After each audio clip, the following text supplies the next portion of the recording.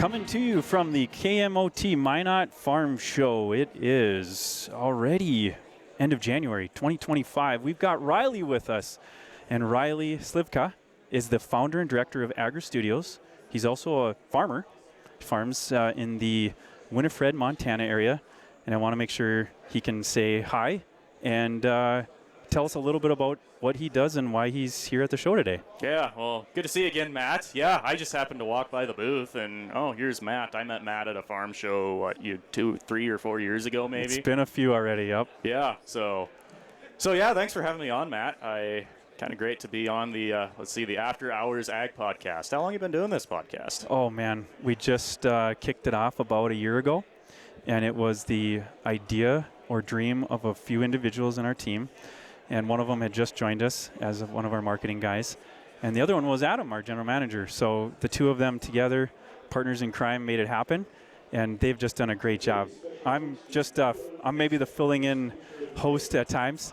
Matt Fall here, the host of the podcast today.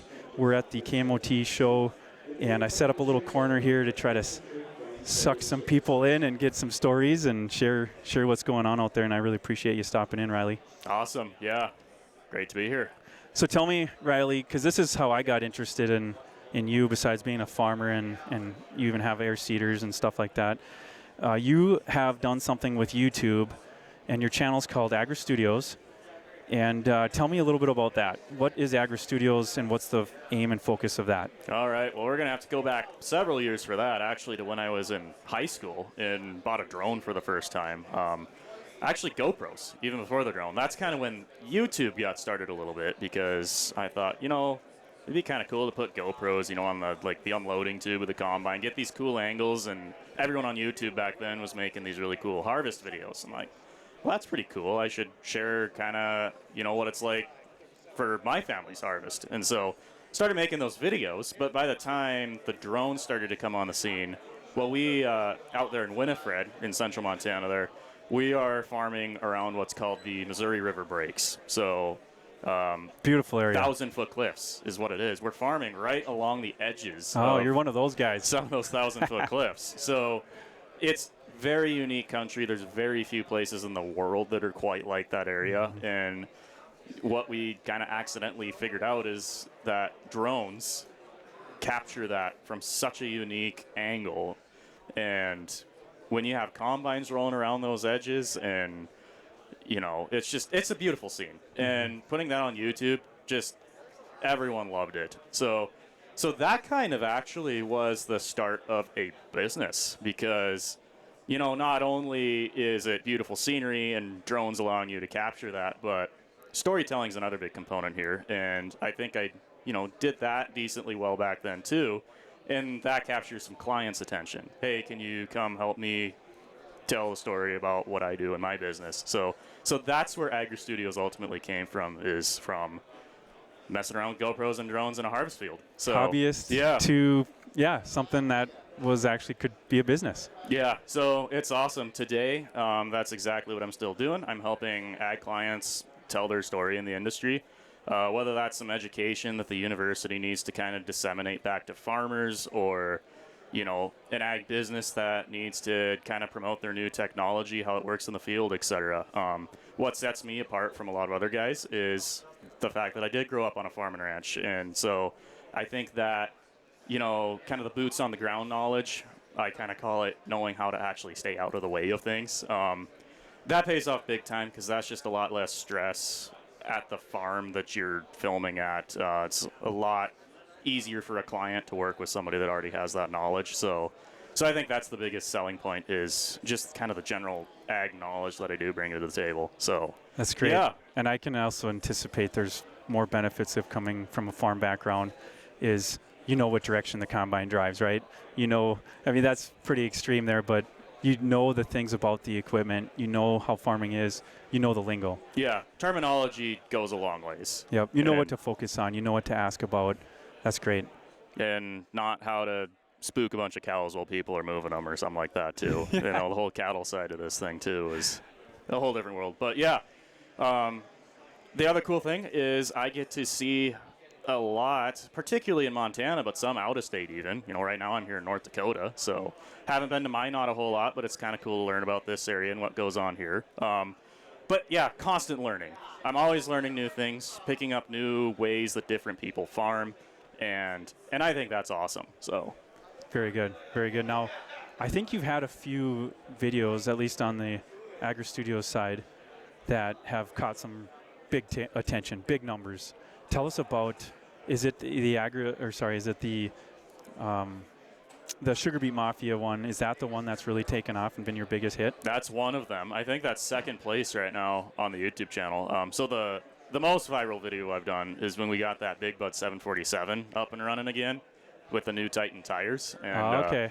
So fun fact, that's the Williams brothers. They're just north of the river from us, over in Big Sandy. So okay.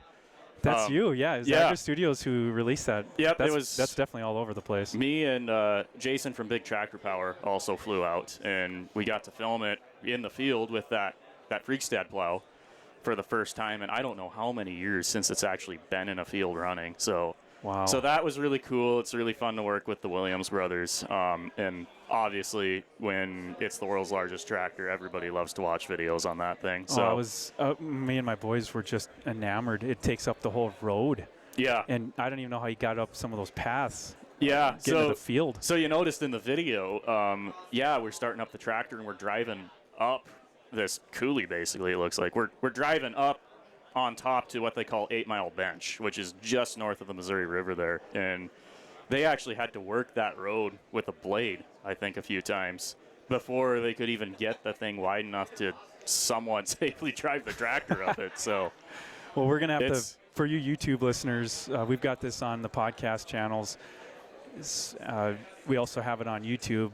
So if you can get to it, if you're watching on YouTube, we're going to have to put that link in here and have it on the screen. Oh, thanks, man. And show it. We're going to have to flash to that tractor. And then another one that popped up without me even being told about it, it popped up on my channel or my feed, was the Sugar Beet Mafia one. And they're actually a customer of ours. Tell us about that. Yeah. All right. Sugar Beet Mafia. Well, that one is a really interesting story. So Sugar Beet Mafia, that would be the Goditis up north of Grand Forks there. They're out of Minto. They, at least in 2022, were, I believe, the largest sugar beet producer by acres in the country. Wow. They farmed 11,000 acres of sugar beets. And that's got to be like, just to compare for my industry, hundreds of thousands of acres of wheat. We farm 5,000 at home. So they're just a big ag operation. They're still a family-owned, family-run farm, but they have 60-plus employees just to get through harvest. I mean, there was a point in time, I think they had just about that many trucks in the field. They were running about 40 semis when I was in the field there. But yeah, that's who they are. They're, sugar beets, corn, there's edible beans. They grow all sorts of different crops up there, sugar beets being the big one for them. And they farmed a lot of acres of beets, particularly in 2022. So that kind of prompted, this is a unique year for us. They had all these tap acres under their belt. And so it's like, well, yeah, usually, they're a big operation. 2022 was a particularly big year for them. We need to get a guy out here and film this because this is something that the world's going to want to see. So they did just that. And it helps with employee recruitment for them, too. That's kind of how they justify cost of production there because unfortunately, it does cost some money to drive all the way to North Dakota and spend a week out there filming for them, and then all the editing that you have to do after that, too. How many hours do you think you had into it? Oh, that one was probably 60 hours. Okay. It was a big project. That's impressive because there's a lot of great content. Yeah, thanks. And that's why we edit is I came home with 12-plus hours of footage. So we got to turn that into some sort of a storyline, and that's really hard to do sometimes. Mm-hmm. Is to take a bunch of kind of random footage and piece it together in a way that tells the story of who that family is, how they farm, the day-to-day of managing the employees. I mean, that was like kind of the coolest, craziest moment for me was riding in the Ford Raptor with Lee. And he's flying through the field at 60, 80 miles an hour, just to keep things moving, stopping from one breakdown to the next. There's always something broke down in those fields. They have 4 full-time mechanics that work out there. It's amazing, the size. And Yeah. what I think was so intriguing to me before I even talked to you about this was how you did capture all the elements of that operation. It wasn't just, here's a drone flying around some equipment, here's I stuck a camera in someone's face and they said something. You got it from the start of the day when it's super early, or at some point when they're having a little hurrah, or how would you say, just a meeting with the team, and just to talk about the day, what we're going to do, what things to watch out for. And it's like I was standing there watching it. That was so cool. It's like a documentary. Yeah, that was the goal of that project, was to make it an observational documentary. Rather than having, me explain everything of what's going on in the video, doing voiceover, being on camera more so, I kind of like to take that observational approach. It's like, put the audience member there. Make them feel like they're part of that morning meeting, that they're in the passenger seat riding around with Lee, helping him deal with all of the breakdowns and the other issues that pop up at a rapid pace. Ride along in the lifter for a while, have the guy explain, okay, how does the lifter work? What's their day-to-day look like? Same with the trucks going to the pilers. And there's so many different angles to the whole story of making a sugar beet harvest operation like that run. So many people, so many different personalities, so many external factors such as weather. You have all that running and it gets just a little too warm in the middle of the day and your pilers start shutting down, and you got to shut down your whole harvest and then figure out, how to work around that. And, big lines out of the pilers because this is the only one that's still open and everybody else closed. And there's just so many logistics. I think so I actually went out there the next year too and kind of did some follow-up 20-minute episodes on YouTube just to capture some things that I missed in that, I think, 6 or 7 days that I was out the first year. That I guess kind of justifies just how many different angles there are to this whole story. But anyway, let's see, where was I going with this thought? That year, I think they had to leave, they weren't sure if they were going to have to leave 10% of their beets behind or not. There's just so many factors in sugar beet harvest.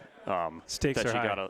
Exactly. Stakes are high. And the bigger scale you are, the more it's like, wow, you got to get it right. You got to manage well. You got to keep everything running smoothly, or if there's always challenges, right? You got to overcome those.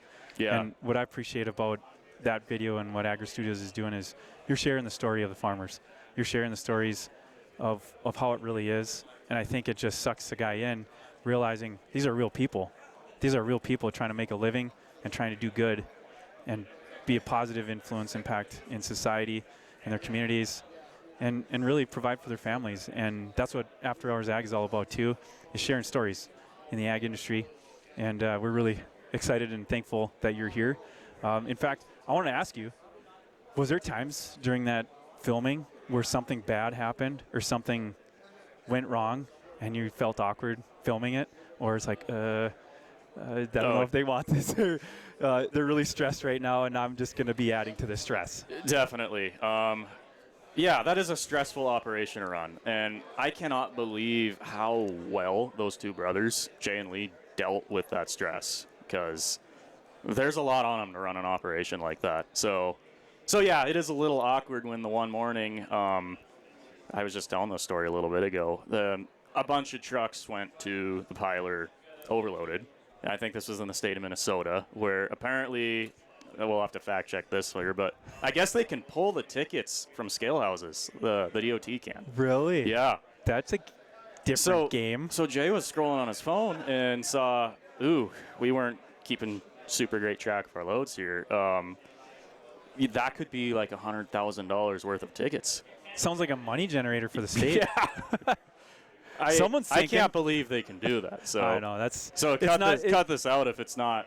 That's not actually how things work over there. Well, but that's what he was concerned about, right? Yeah, but exactly. Like, one little detail goes missed, and that can cost that operation hundreds of thousands of dollars.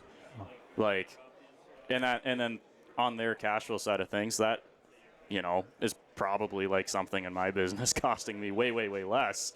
But still, there's just so many little variables that have those sorts of dollar amounts tied to them. Another really funny thing was Lee was really stressed one morning because lifters, the trucks weren't keeping up. Lifters were stopped in the field, and he just gets on the phone. This was fully unscripted. This was not for the video itself. He calls Jay and asks Jay to buy 5 trucks on the spot right there. He said, call whoever in the state. I don't care if they're triaxles or what. Buy trucks. We need like 5 of them. Just do it now. Because the impact was so high of those lifters sitting in the field not running. That operation was probably going to pay those trucks off. Wow. By just speeding up harvest and mitigating the risk of not getting done with harvest by the time it starts getting really cold. So. Oh man. Oh yeah. And it was, you're battling weather. It's not like you've got a month to go. Yeah. That's the really stressful out. thing about harvest, and that's why a lot of people run 24-hour shifts. Or run 24 hours a day with 2 shifts. That is yeah, the weather. You've got a time window to get this done. You can't harvest beets when it's too hot, hence the heat shutdowns. And obviously you can't harvest when it's too cold because there's also frost shutdowns. And then, of course, the snow's going to start flying, and so you got to get it done. So really stressful. I'm glad that I'm not a sugar beet farmer, especially at that scale. But and all farming is stressful at times. It is not an easy industry to be in, and that kind of goes back to telling the stories. I think it's important for the world to know what's going on in ag right now. It's important for people up on Capitol Hill. It's important for consumers in general to somewhat understand. And that's why it's cool that so many of us now are launching podcasts, launching YouTube channels, and TikTok channels. It's really cool how much digital media in ag is growing right now. So that's right. Yeah, your podcast, thanks for doing this, because we get to hear some cool stories because of it. Yeah, you're welcome. We're having a great time doing it too, because I just get so excited and interested in people's stories, and I love to hear them. Tell me where AgriStudios is headed. Yeah, good question. Well, talking about YouTube, I don't know if I've posted a YouTube video in, it's probably been months, and part of the reason for that is because I've been working on a lot of clients' social media platforms, internal communications, et cetera, et cetera. That's taken up a lot of my time. So the goal this year is to figure out how to grow in a way that I can still serve those guys, but also get back into YouTube a little bit. So, and I think finding more stories like the Goditis story, something that's unique in ag. I'm not saying large scale in ag. I'm saying something unique in ag. Finding those unique stories is, I think, a little bit of what I want to do at some point this year, get that rolling again, and telling those stories using YouTube, because I think that's the niche. Making a 30 to 40 minute documentary about something unique that's going on in the industry, featuring people who have unique ideas. I think there's a need for that on YouTube. We have plenty of, the vlogs are awesome. The farmers that are going out every single day. I still don't know how they do it, like Welkers and even Tony up in Montana, for example. Week after week, year after year. Yeah, and I try to vlog harvest on our farm still every year, and it's hard to actually pick the camera up and take that 30 seconds to film an update clip on what's going on when you also have to do all the work, turn all the wrenches, etc. So yeah, no kidding. So yeah, that's a lot, and I think we've got a lot of people, even in Montana specifically, that are doing that, and all over the country, all over the world, that are doing those videos. So I think my approach is going to be more so take a topic, dive into that, find a unique story, dive into that, and every once in a while we'll release a YouTube video about something cool going on in the industry. So sounds like you need to duplicate yourself. That too, and that's been a little tough, even on the client side, is finding help, especially on the editing side. You probably know, you come home with all this footage, and like we said earlier, it's hours and hours of editing to get it into a storyline that has good quality to it that people are actually going to want to continue to watch through. And that in the ag industry is, that's a talent. And there are some very talented editors out there. The problem is we're just all so busy all the time. So if you're good, you're probably busy already. So that's also on the docket, is to, find some up-and-coming editors that really want to dive into this, the ag media industry more, I guess, and yeah, give them some opportunities to work on some of these cool projects as well. And that goes for the filming side too. I think we still have some opportunities to be out and about as well. So yeah, figuring out how to grow, that's always a challenge. I guess, you starting Ready, I assume it was just, you and your brother that started this company? It was me, myself, and I the first 3 years. It was you, yourself, and okay, just you for the first 2 years. Yeah. And then what's your team size now? We're at 40-ish people. Wow. It fluctuates plus or minus, but we have aspirations to get to 60, 65 by the end of the year. And we think it's not because of we want the headache of more people, but because there's such a need and a value add that we provide that it's like, let's duplicate this thing in other regions and let's make sure we scale properly so that way we can provide that value and not slip in the other things that I think people have come to know us by is the quality and the communication and the do what we say. The things that you should always do, the basics of business, but can often slip when you're busy. Yeah, for sure. Growing is definitely a challenge, and I think, probably going from a team size of 1 to an actual team. We'll see what that looks like. I've been fortunate to have, some contract help here and there to get some of these edits through too. That's been really good, but very good. But we'll see where AgriStudios goes in the future.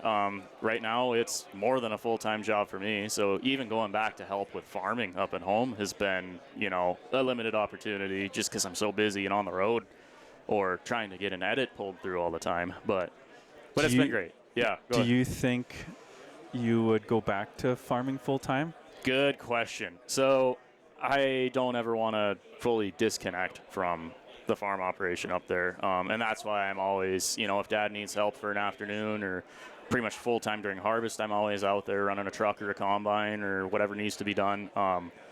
I plan to always be involved at some level. Whether or not I go back full-time, we'll see. If AgriStudios continues to grow, be a thing, years and years and years down the road, that's probably still going to take a lot of my time. But I keep involved at the family farm and ranch. There's always something to do up there, and it's a blessing just to be able to be involved in that. So Great. I hope that continues.